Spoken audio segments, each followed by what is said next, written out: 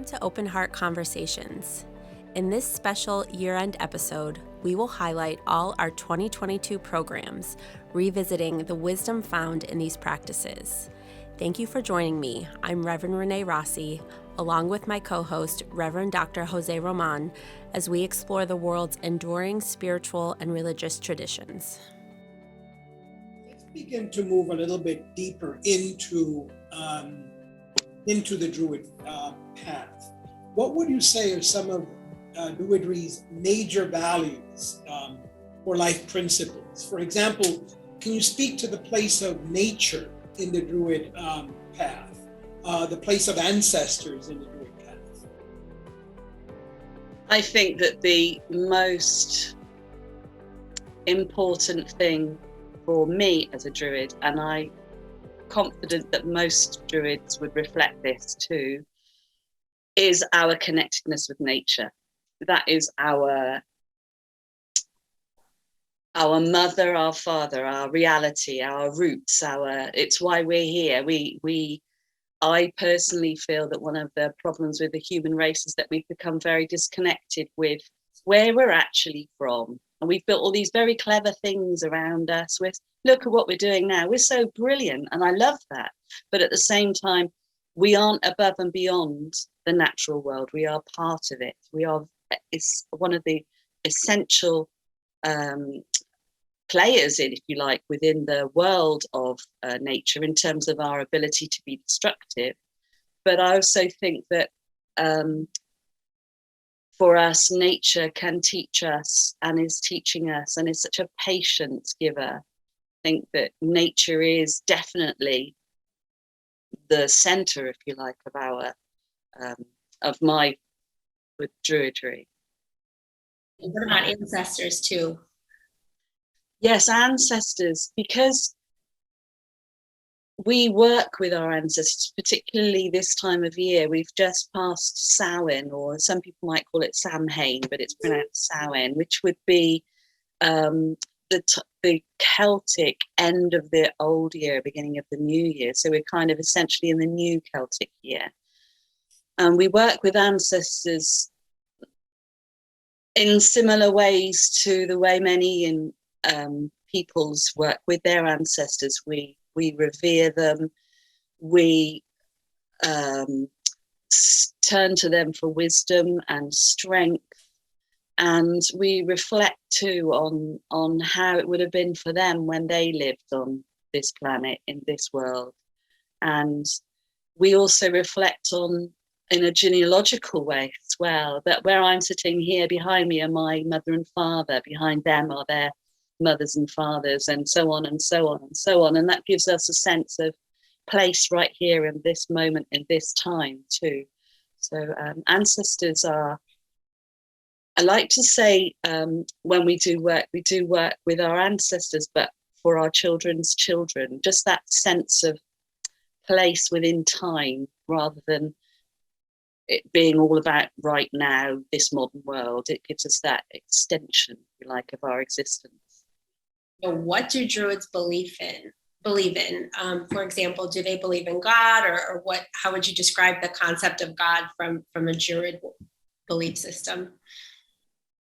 Very simple question. Yeah. Well, originally, the ancient Druids, we don't really know. We can only surmise what they would have thought.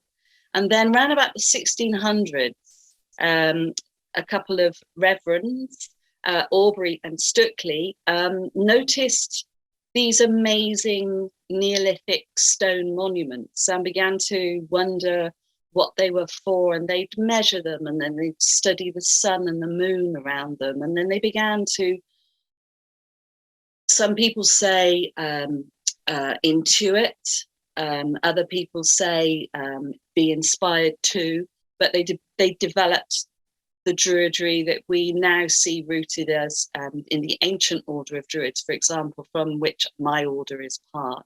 That's another question. So all of the Druids back in the beginning of the Neo-Druids, the nascent stages of the Neo-Druids, if you like, would have been Christian, because everybody was Christian. It wasn't there was no question of it. And you can see that in some of the words that we still say within ceremony or ritual. For example, there's one that we still call the Druid's Prayer, and it would have originally said, "Grant, O God, thy protection." And nowadays, because of people's various experiences with different belief systems, when we say it together, it sounds quite muddly at the beginning and the end, because people might say, "Grant, O God," someone might say, "Grant, O Goddess," somebody might say, "Grant, O Great Spirit." Those are the three common ones, really. And so we all say our own chosen or our preferred or the one we feel most comfortable with together, and then similarly at the end. So is there a place for God within Druidry? Yes, there is. Is it something that we expect? No, I wouldn't say. I would say that we open our arms and hearts to people of all faiths and none, should they choose to come to stand with us in circle. And when we stand in circle, we're standing as equals and for light and love and peace. So that's the caveat, really. If there's a rule of anything, it's if one should be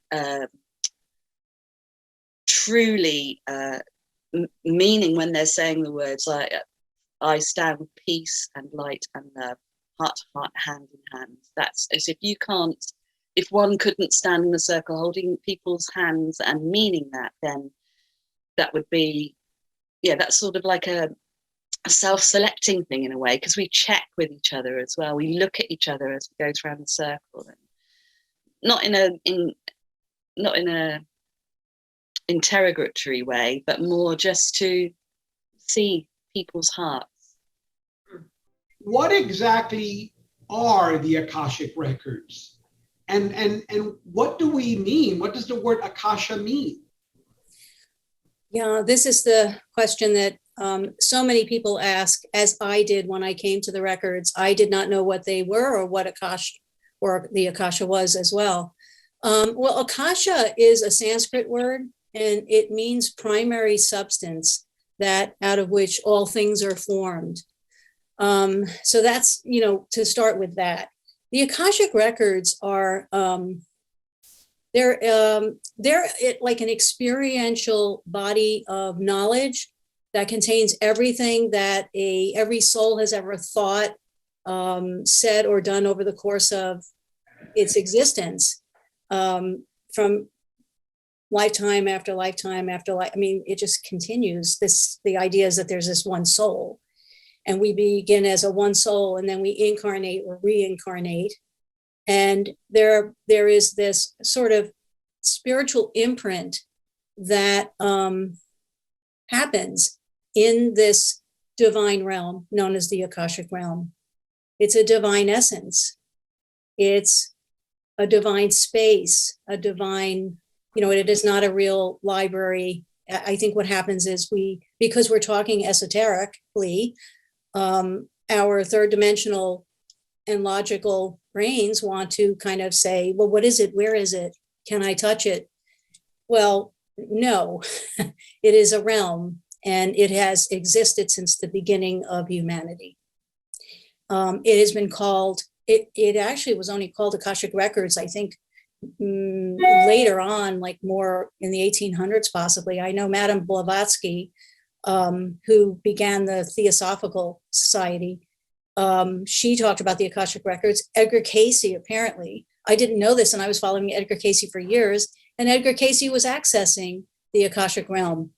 And I came to discover that later, which was really interesting to me. So we have this ethereal divine realm that exists. And the idea is, if we think of the Akash or Akasha, it's sort of this blank slate of essence of life force that started as this blank slate. And as humanity began to evolve, our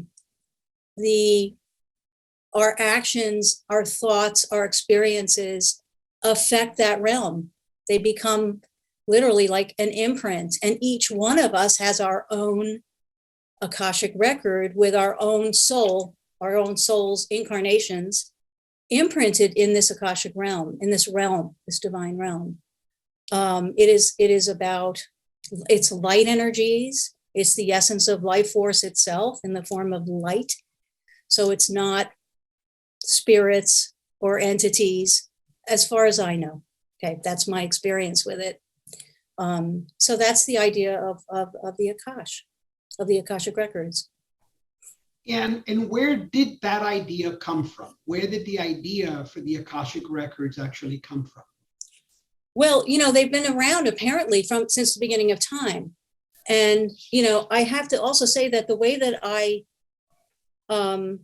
came to the records was not by studying the records.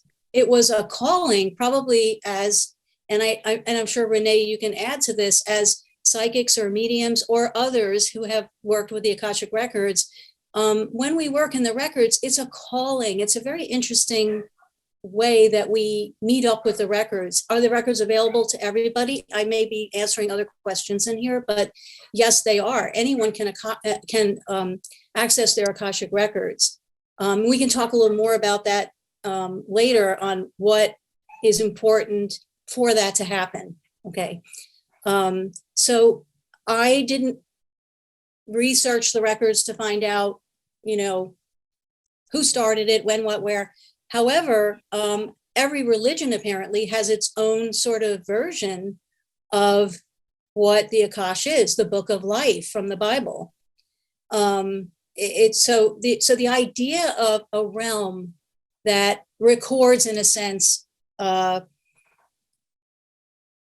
experiences and who we are as souls it's throughout history, and it's just been called different things. So where the idea began, my answer to that right now would be God. That's my own personal answer. Nancy, I love that you pointed out that, this presence thing is the foundation of a lot of spiritual practices. And that brings me to my next question. Do animals have a spiritual life? Like, what have you learned about that in your communication with them? Oh, I've learned so much. And, I would say the short answer to that question is yes. And just like us, it varies greatly by individual, by, what animals, and, and I would include, we're using animals as a shorthand, but I would also include trees and, all life, right? And so, I think if we kind of decentralize the idea of spirituality from our human perspective of it, and think about what does that mean to have a spiritual life? For each of us, that's going to vary, right? But I think that in our human spiritual traditions, there's a common understanding of a spiritual life or spirituality connected to the idea of being connected to something that is either greater than ourselves or that it's greater than our individual experience, right? And so, whether that's called God or oneness or presence or, whatever it is in whatever tradition, there's that kind of common understanding that's what we're talking about when we're engaging in discussion about spirituality. So I've learned so much from animals about how they experience this communion with others, how they experience communion with the earth, how they experience that connection and that sense of oneness with the cosmos. I've had so many incredible experiences of being with wild animals. I'm thinking in particular of a time that I was with a group of humpback whales, and they were engaged in this incredible, it felt, the word that came to me to describe what they were doing was a prayer ceremony, where they were in connection with each other. It was a group of mothers and calves. And very much as I connected with them and could feel their energy, I was so aware that they were in this deep, reverential, meditative, holy state of being in connection with each other, and also fully aware of their environment, the water that they were in, and then the cosmos, all of the energy that was available. I mean, it was beyond what I could really take in from my human perspective. But it was so clear that what was happening there was something much deeper than simply the top layer of biology, right? And so that's just one example. I'm thinking of cats, that I've lived with, and a couple in particular who have what I might call a deep meditation practice, right?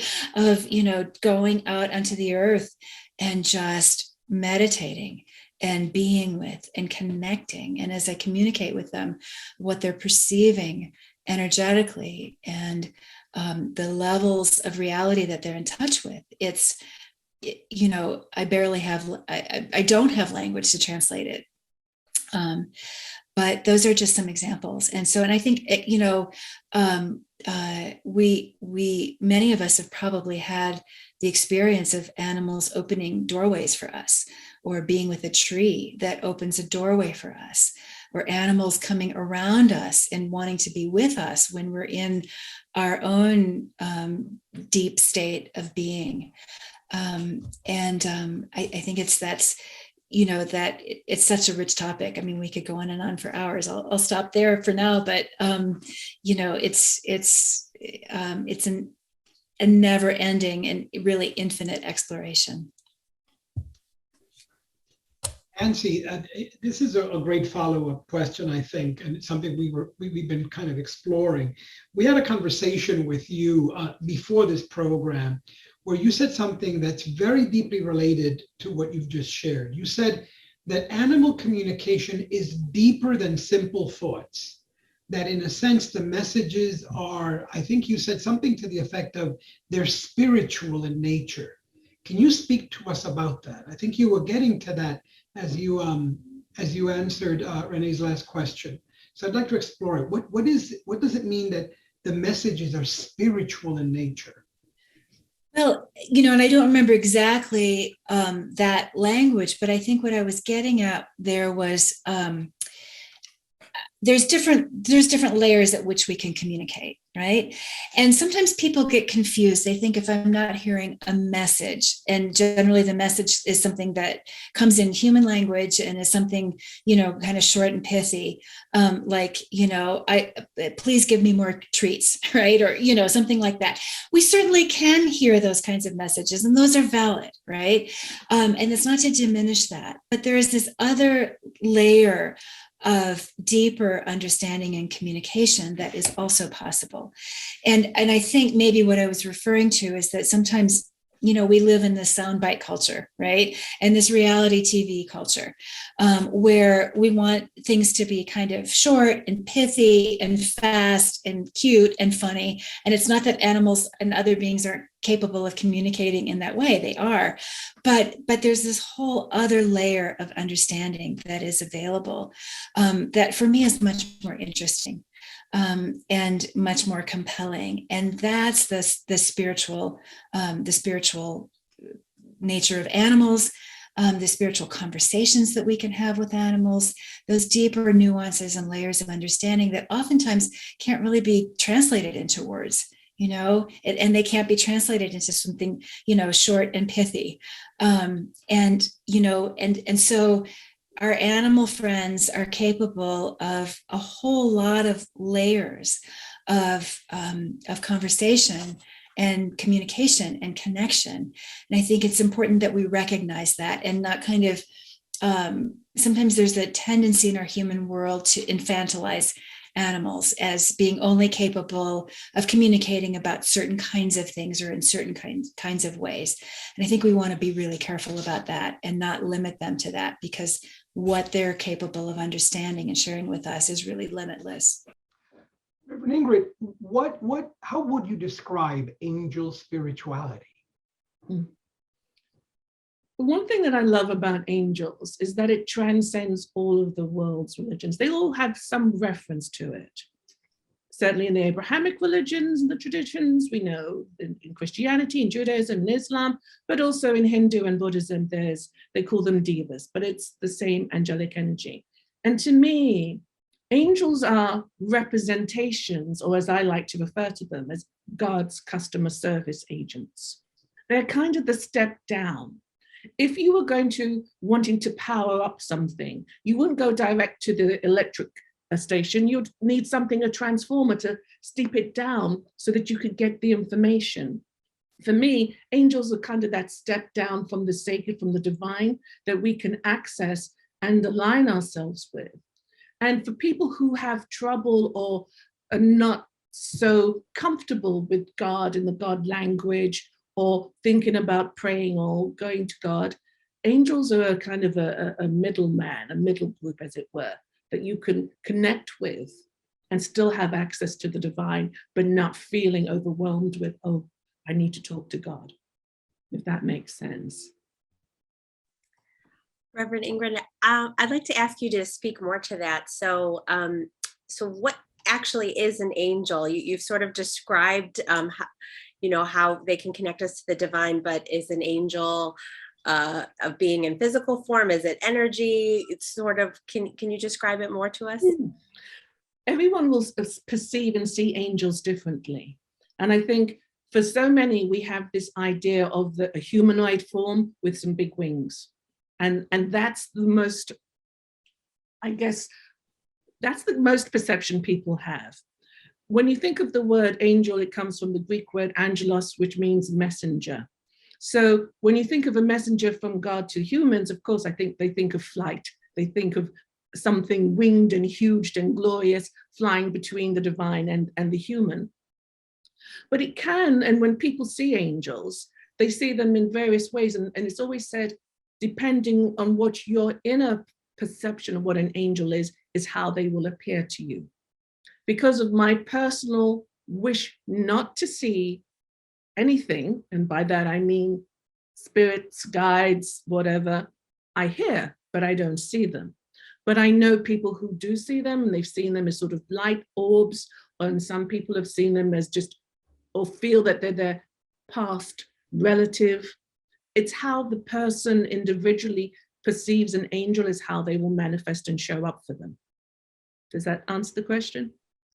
Yes, it does. So angels really are specific to that individual's connection to the divine. Is that correct? I believe that an angel has incarnated with each person from lifetime to lifetime. Of course, everybody might disagree in terms of reincarnation. But I believe that the individual, as they incarnate with their guardian angel, that angel knows specifically what that soul needs for its growth, for its unfoldment, for its evolution. It knows what that soul needs better than the individual person knows what their soul needs, because most of the time people are tuned out to what really is going on within them.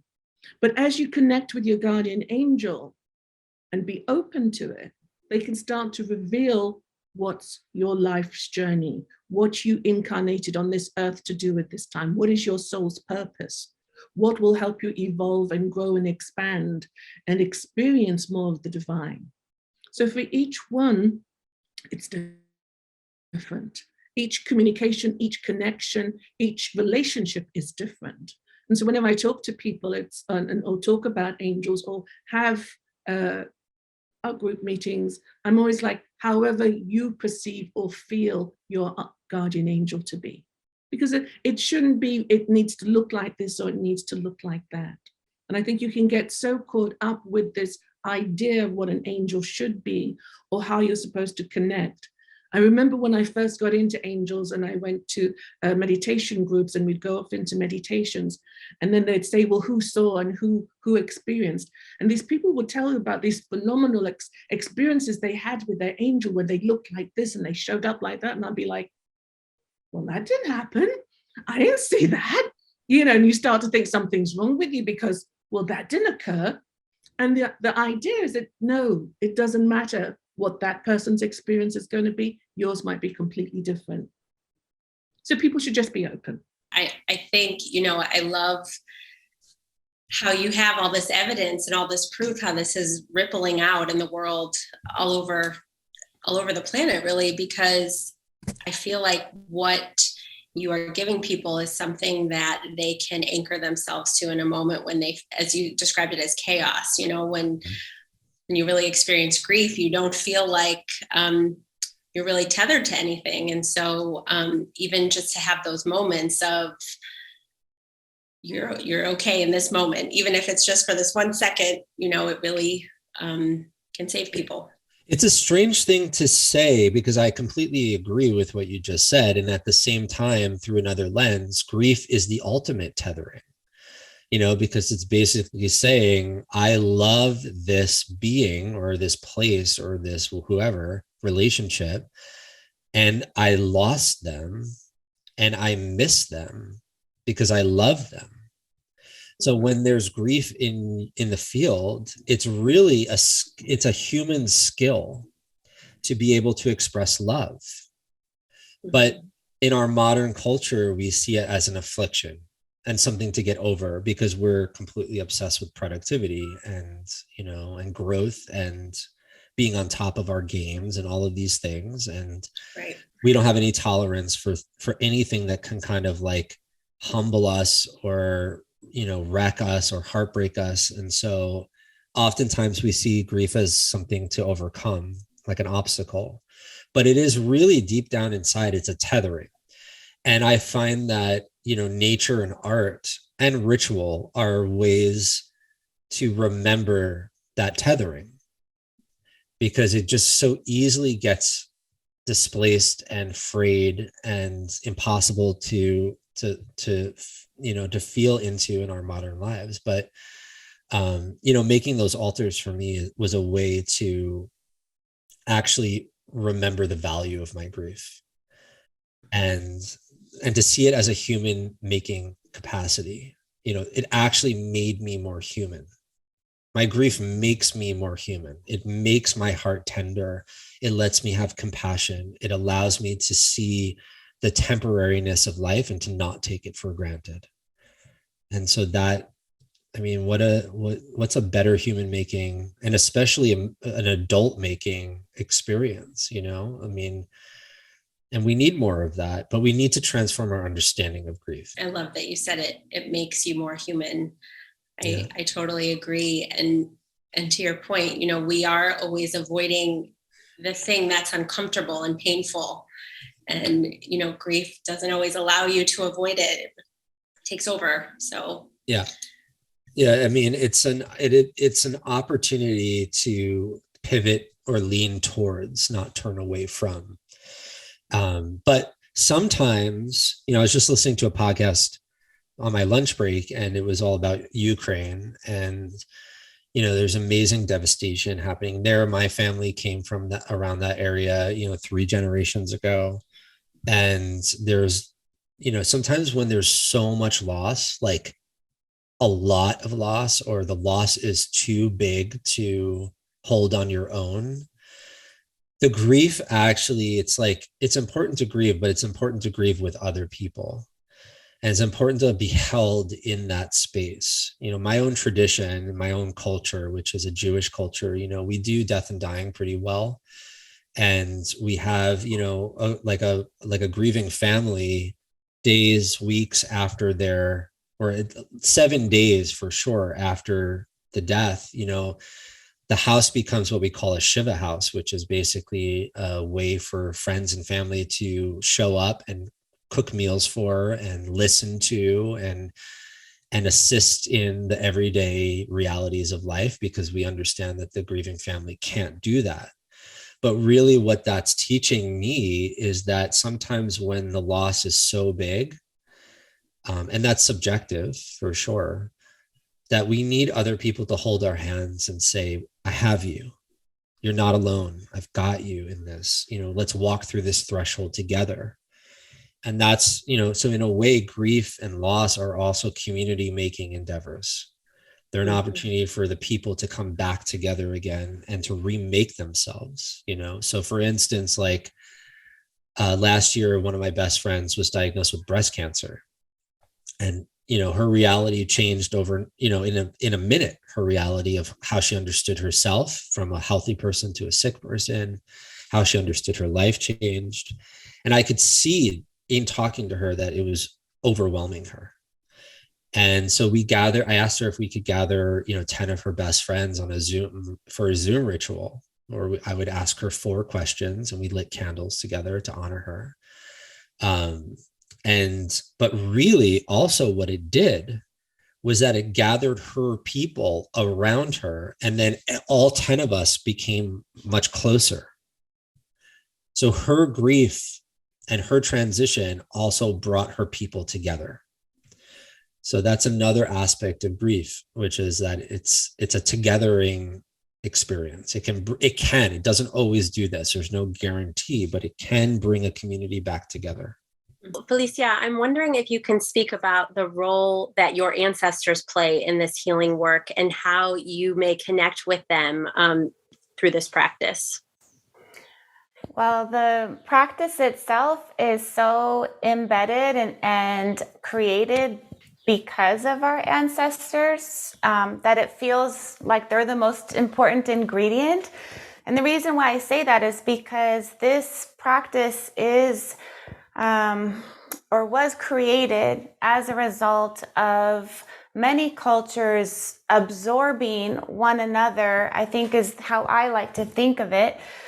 So in central Mexico and Mesoamerica, during the time of colonization, when West African people that were enslaved were brought, they mixed, mingled, married, with the people, the indigenous people of Mexico, as well as the Spaniards. And so with that, they brought their own ancestral traditions, their ancestral ways of healing, their stories, their remedies. And so that's kind of how this practice all came to be, with all of these beautiful ingredients from all different practices. And so that's, to me, the foundation of everything, because all of the wisdom is taken, a lot of it from oral tradition, based on perhaps what a grandmother said, what they remember, from long ago, because we didn't come necessarily with recipe books. Everything was up here and in here.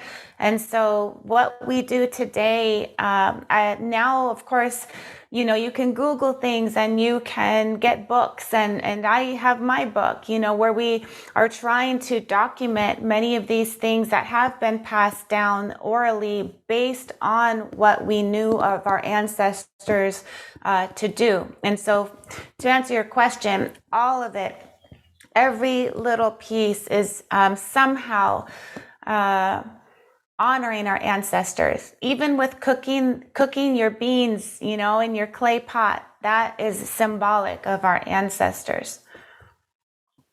That's really beautiful. So it's all connected to ancestors. So maybe perhaps you could give us some more examples of ways that you personally connect with your ancestors to inspire all of us.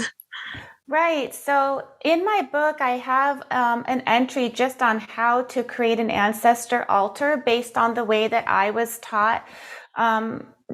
I encourage everyone listening or watching, whoever reads my book, whoever hears what I have to share, to always make it your own and bring in the spiritual traditions or religious traditions that feel and resonate with your spirit. But something that I like to do is we make like a little altar with photos of those that have passed on. I always leave them some water, and just this morning I refreshed it with some beautiful yellow flowers. I spray my aromatics, or maybe I'll light some incense. I try to invoke all of the different 4 elements on this altar as a way to not only honor the ancestors in this modern way, right, of photos and things like that, but to really go back to place. The elements were such a way that it dictates everything we do.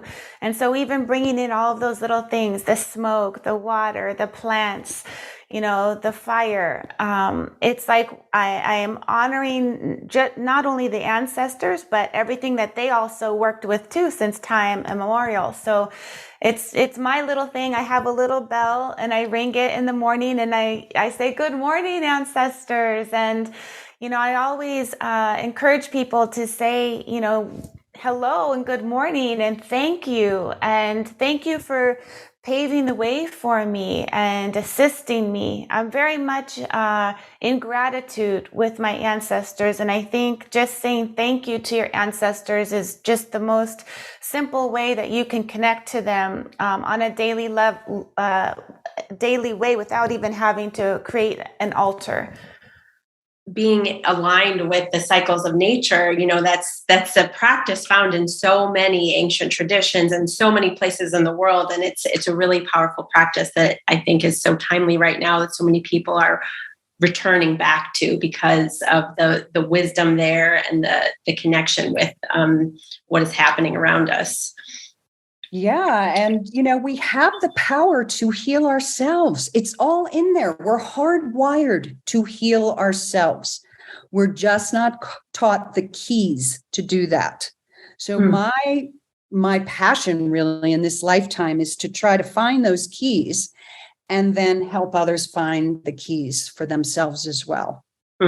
Yes. Yeah. So speaking of keys, will you explain to us what is chi?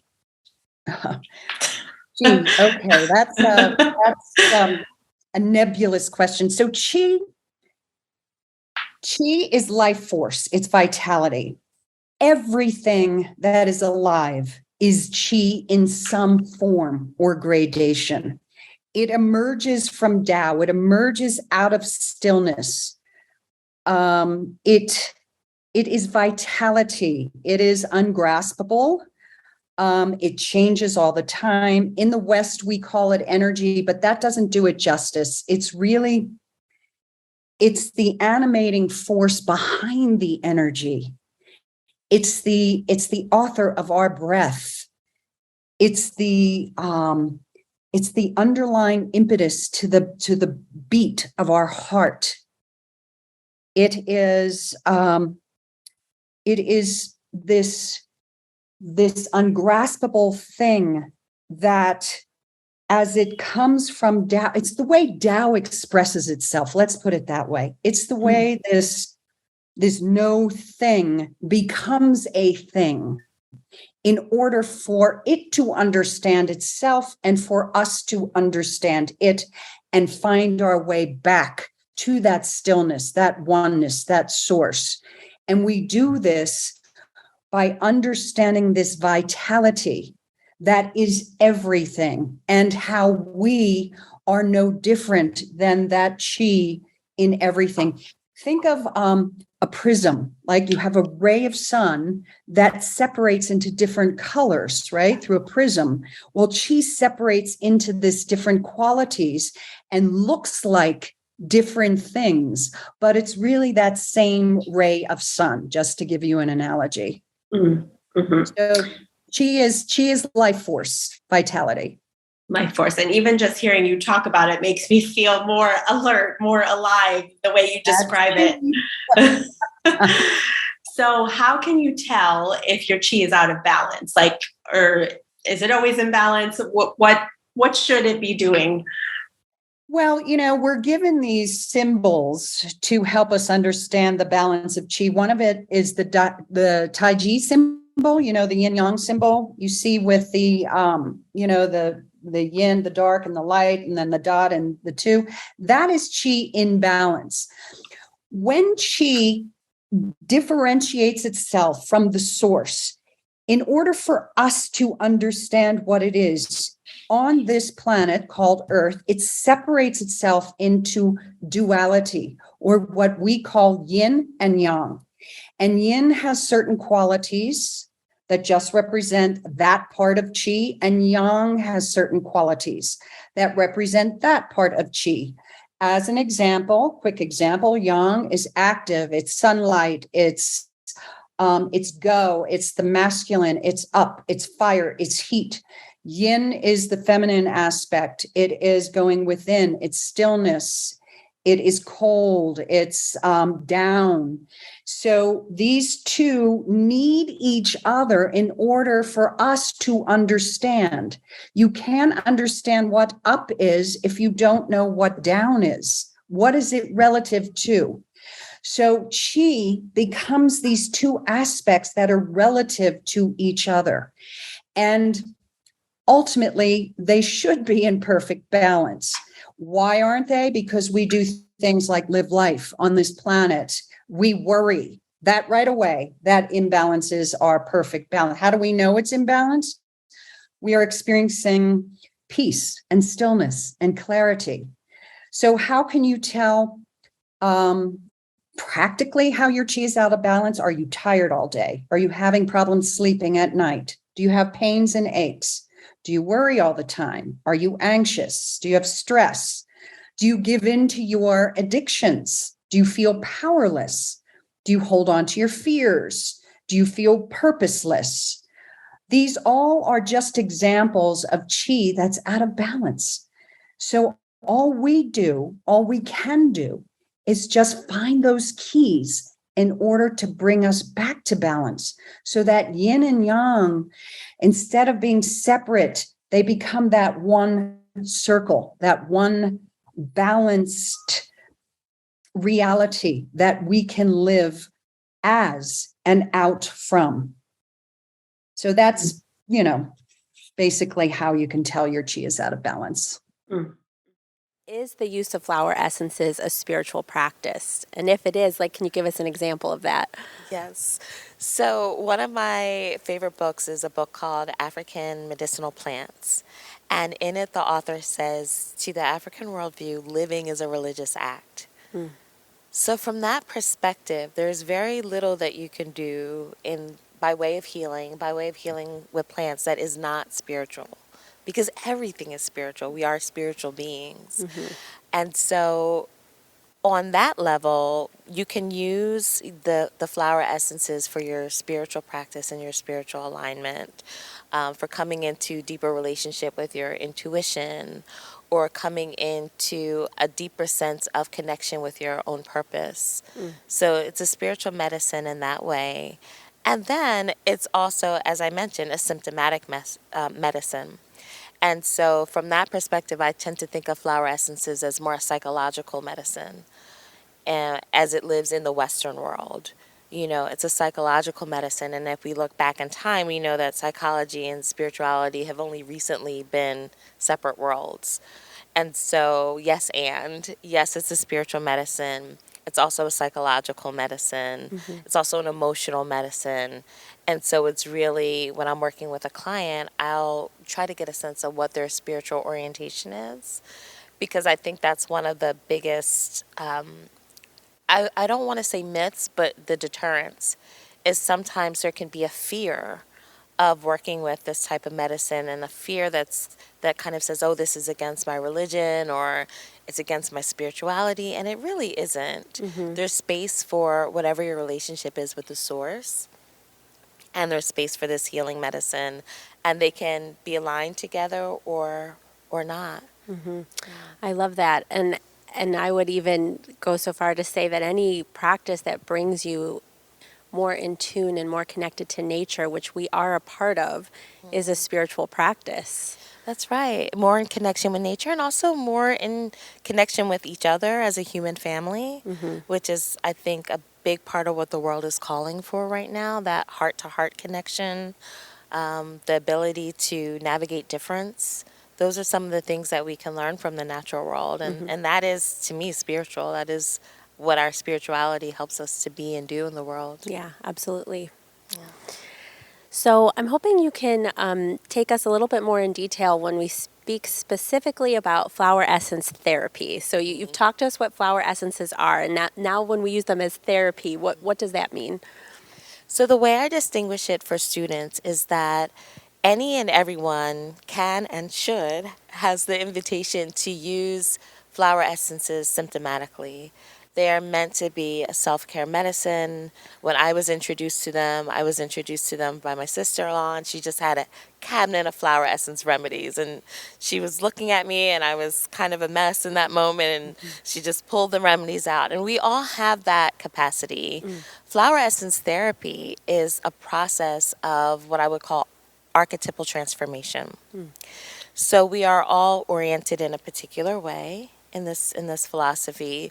So say if I move through my life as a caretaker, and I'm the type of person that my default mode of relating to the world is to take care of things, to nurture things. And I'm stepping into an aspect of my life that is calling for me to be a warrior. That's a different archetypal organization of my psyche and my way of perception. And so flower essence therapy is the process of moving from one way of being in the world into a completely different mode of being in the world, moving towards the integration of different parts of ourselves. And so that process takes time. It can take 3 months, it can take 6 months, it can take 10 years, right? And the flower essence therapy, or the person that's trained in flower essence therapy, is trained to support and guide and mentor and be present for that transformational process. Thank you for joining us for the Best of Open Heart Conversations 2022. We are looking forward to bringing you more conversations in the coming year. Wishing you a wonderful holiday season and Happy New Year.